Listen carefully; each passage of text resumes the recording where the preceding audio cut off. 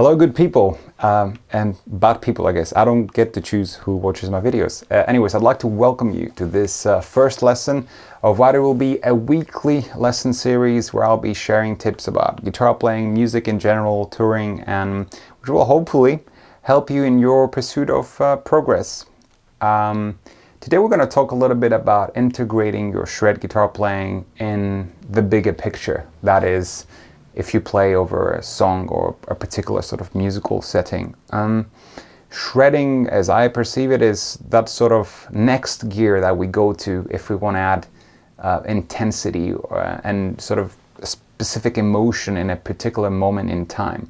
I know shredding sometimes gets a bad rap because it goes from being like a vehicle for a certain emotion to becoming the sole focal point of some music or some people's sort of approach to playing. But you know, it is a very important skill to have, and we're actually confronted with a bit of a challenge because you see, we spend time in our rooms practicing all those tools in isolation over the metronome, you know, legato or picking,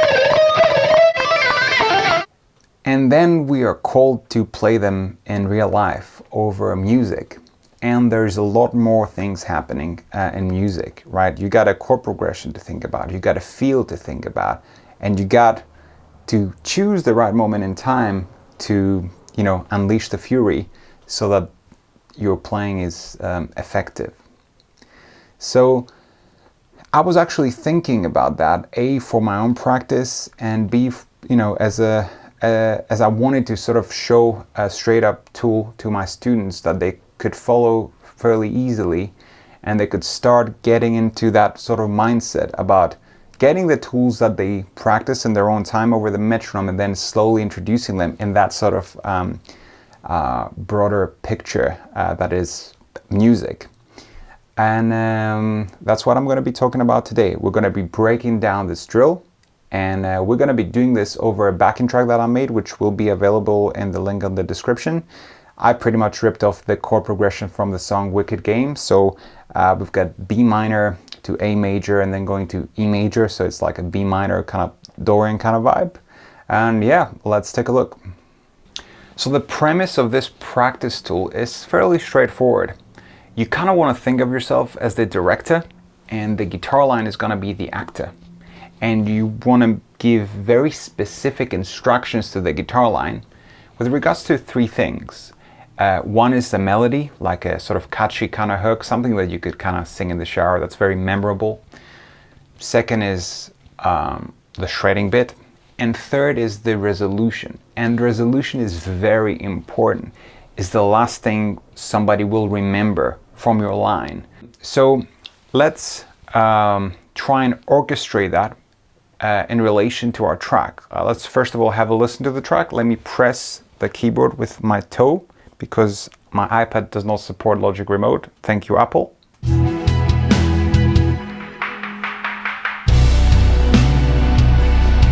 Bar 2, 1, 2. Bar 3, 4, and back into the groove, the circle, okay? So this really is a sort of a 4-bar kind of groove.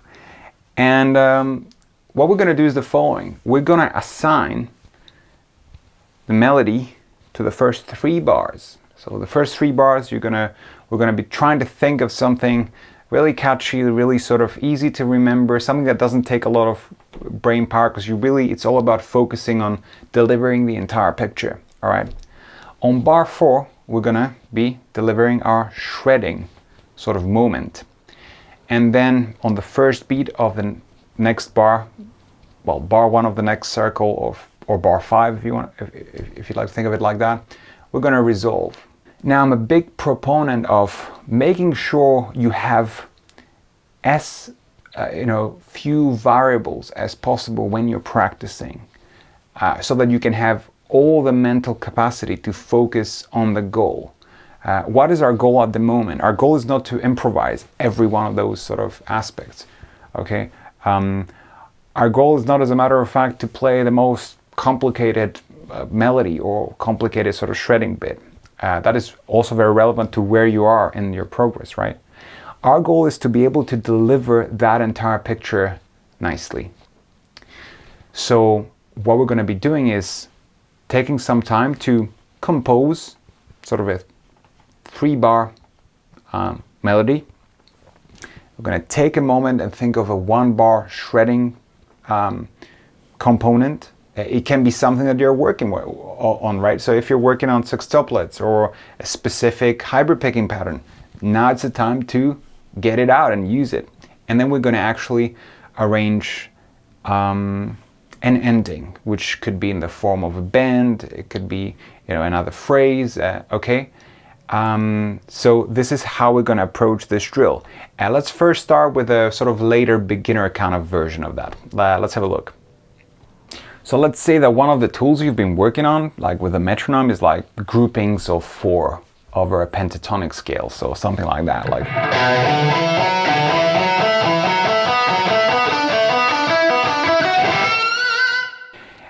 And you want to integrate that with a drill. Okay, so the first thing you're going to do, as per my instructions and the previous segment of the video, is to try and think of a really simple melody.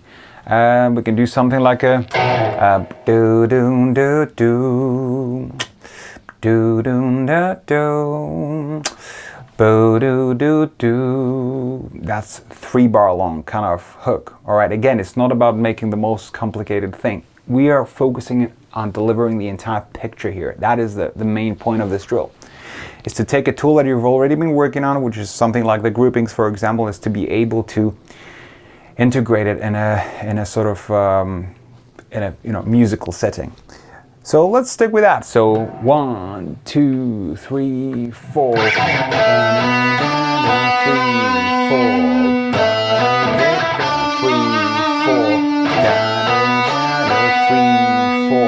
and now it's the moment of unleashing the fury. The first thing we're going to have to think about is, well, what if we're going to do the groupings, right?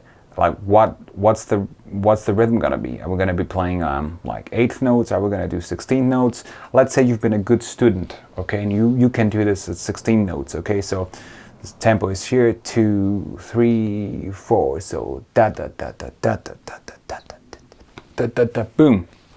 Good. It's good to think, okay, well, if I'm gonna play 16 notes, that is 4 notes per beat. So I need to do 4 reps, right? Because we're playing groupings of 4. So again, you don't have to improvise that part. Like, define where you're gonna start from. Maybe you just start. Let's just start from the root for now. So 1, 2, 3, 4, and then we need the resolution. Let's go basic but good. Let's go and let's do a bend from the flat 7 to the root. Awesome. So before you play it over the track, take some time to sort of process that, practice that, and then let's try and hear it over the backing track. Let's go.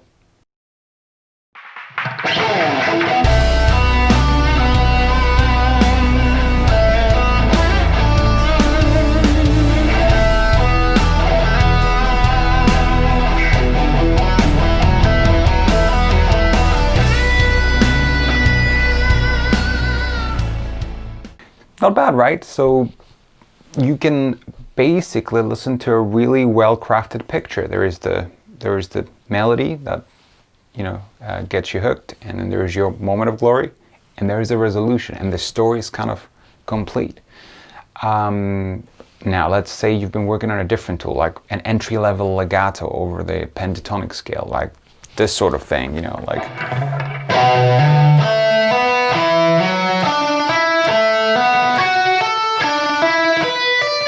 We can go and do the exact same thing. So if you're gonna play 16 notes, you're just gonna have to, again, take a step back, make sure you're aware of how many times you're gonna have to play the pattern. So we got 1 beat, 1, 2, 3, 4, and then there you got it. Let's listen to it with the music.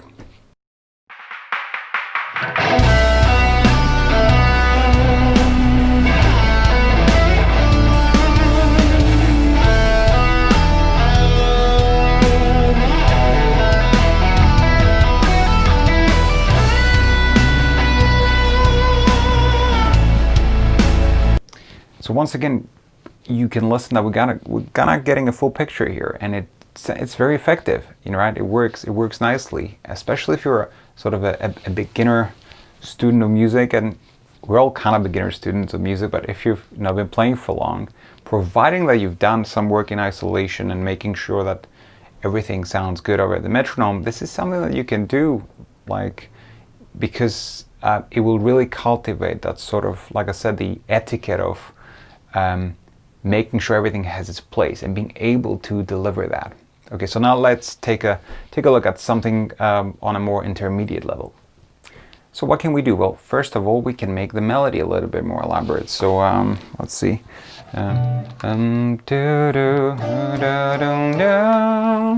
Bar 1, do do do do, and then we can bring out the E major, na na na na. So we'll be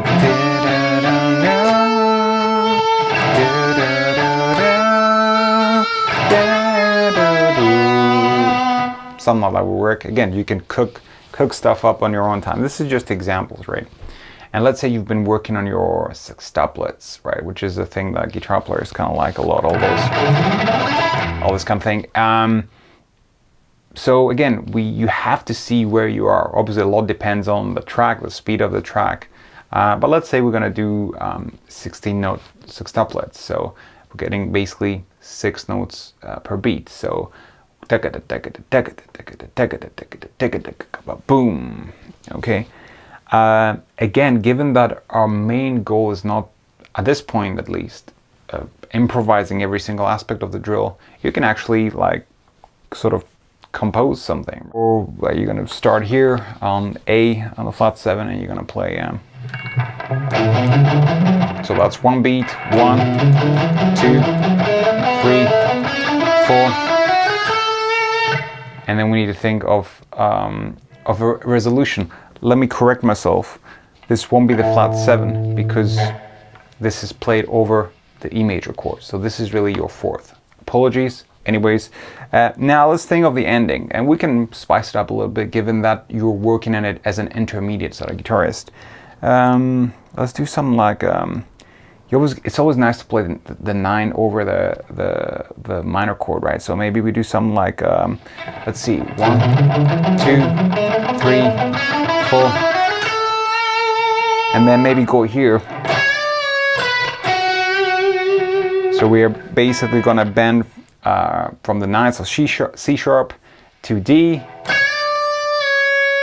B, and finish on the 5th. Again, this is not necessarily about learning those parts. I mean, you can, but this is just explaining the drill. So let's see what we've got so far. We've got a 3, 4.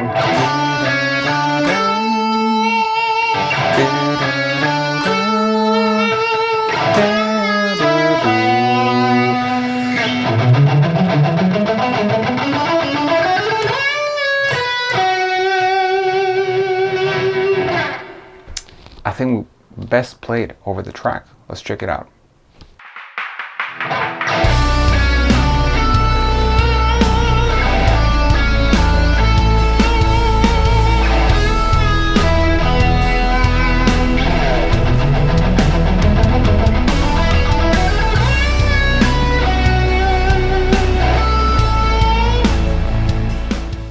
Not bad, right? And again, it's slightly more elaborate than the previous examples, but when you've played guitar for longer and you've studied for longer, you get more stuff to work with. Now, let's say you've been following a bit of my playing and you're into those sort of quarterly kind of slides that I like to do.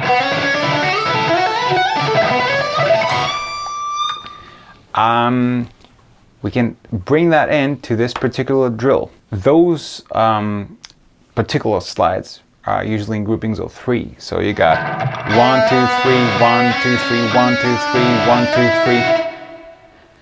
Obviously there's various ways to play it rhythmically, but let's stay with, let's do something like 16-note triplets, okay? So you basically get 2 reps per beat. So 1, 2, 3, 1, 2, 3, 1, 2, 3, 1, 2, 3, 1, 2, 3, 1, 2, 3, 1, 2, 3, 1, 2, 1, 2, 3, and then resolution. So let's explore that. So we're gonna do 1 beat, 2 beats, 3 beats, 4 beats. That actually brings us to our resolution note. So we can either bend that, or you can do something different, but just for the sake of ease, I'm gonna stay with the same sort of resolution phrase. So all together, 3, 4.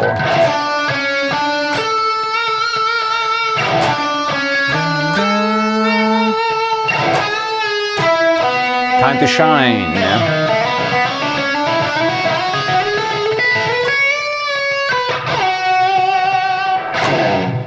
Let's check it out with the band, well, the virtual band.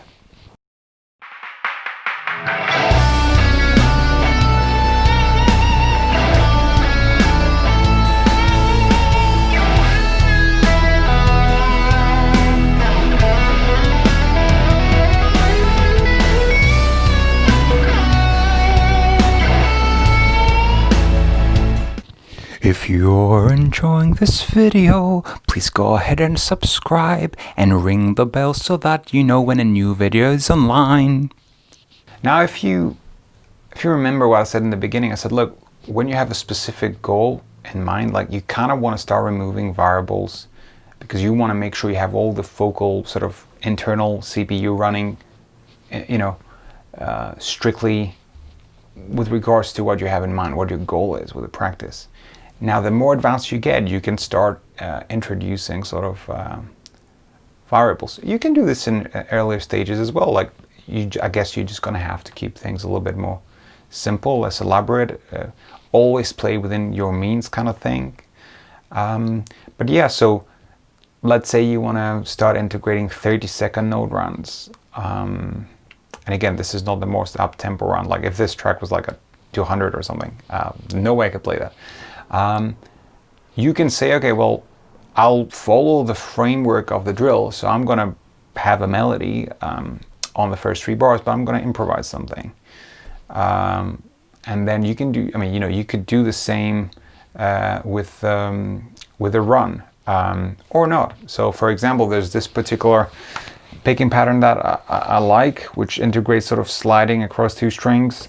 So if I wanted to sharpen that, once I've made sure I've spent enough time with the metronome, I can take that, and the pattern looks something like this. So imagine we want to go from those 6 notes. So this position more like it, because we're not actually using all the notes. It goes something like this. So, and then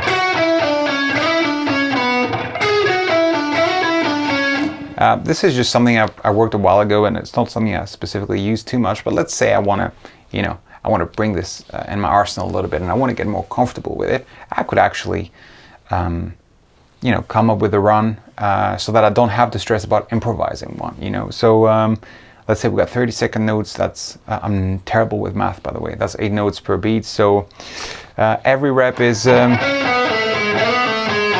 So do do do do do do do do 8 notes, great. So we need 1 basically rep per beat, so times 4.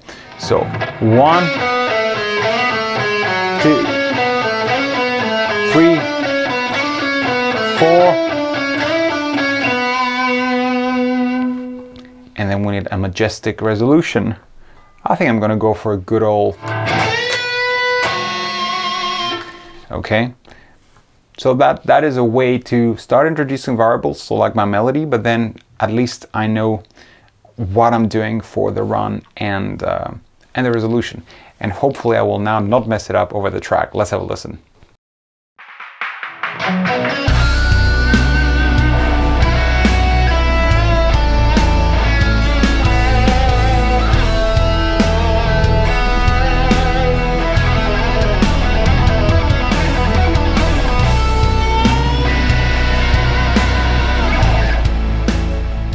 We can also try and leave it a little bit more open-ended. So we can improvise the melody, then maybe just define a rhythm pattern for the shredding bit, but not actually sort of compose it, and then resolve somewhere appropriately. So I guess in this particular situation, the only thing that's sort of solid is the drill. You need to adhere to the drill, but you have more flexibility with improvisation. Again, in some ways, this is a little bit more difficult. But if you worked on something enough and you feel you can kind of own it, then it's a good thing to kind of practice, and always start within your comfort zone, I would say. So let's try this, for example. Let's try doing 30-second notes, but we have a rest every 4 30-second notes, right? So the rhythm pattern is going to be, instead of doing 1 2 3 4 1 2 3 4 1 2 3 4 1 2 3 4, we're going to do 1 2 3 4 1 2 3 4 1 2 3 4 1 2 3 4. So da da da da da da da da da da da da. Okay, let's hear it over the track, and I hope I don't mess up. I guess if I mess up, I can do another take. I didn't think about that. Let's take a listen.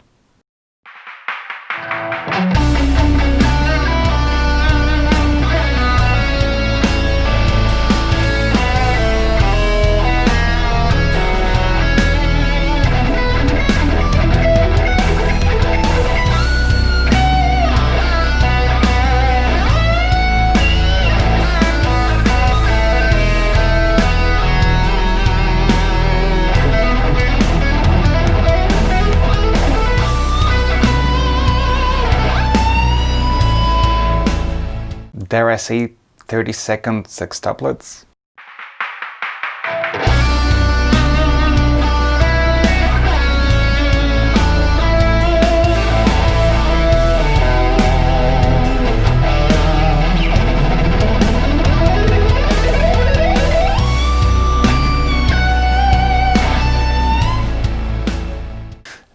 Getting a bit silly now, but anyways, I hope you get the idea with this video. I'm basically trying to sort of present with a straightforward drill that you can follow if you want to really gain confidence in being able to, deploy all those tools that you're working very hard over in a sort of in a song context, because I think that this is when sort of this sort of playing is most impactful. When it's in context, when there is a melody, then you unleash the fury, and then you resolve the fury, because after fury, we must just chill out. So thank you so much for tuning in this very first of many weekly guitar lesson videos that will follow. I will be dropping them every Saturday, so make sure that you hit that notification bell wherever it is. I'm not sure where it falls as I'm sitting. And subscribe, and like I said, there's going to be a link to the backing track, so you should definitely try and do some takes, and if you do them and put them on Facebook, Instagram, you should tag me, because I want to see them. How are you going to know my social handles? Well, they're also in the description. Where can you listen to my album? It's all in the description. Just go in the description. Okay, keep it classy, study hard, take care of yourselves, and I'll see you in the next video.